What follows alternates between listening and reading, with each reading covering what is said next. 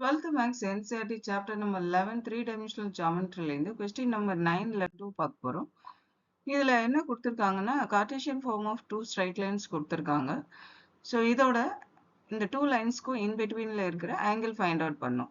Cartesian form of two straight lines ஓட general format இதுதான்.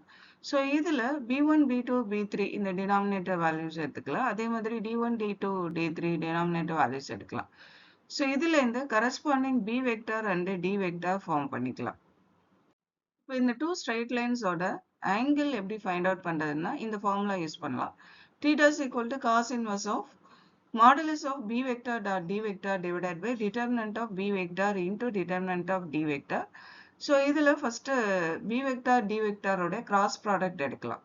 So இதோட value இந்த cross product ஓட absolute value எடுக்கணும். அதாவது modulus எடுக்கணும். Next, determinant of B vector எடுக்கலாம். இதுக்கு இந்த formula யூஸ் பண்ணோம். இதுல B1, B2, B3 values substitute பண்ணோம்னா determinant of B vector எடுக்கலாம். இதோட value இதுல 3 வருது. அதே மாதிரி D vector valueல இருந்து determinant of D vector எடுக்கலாம்.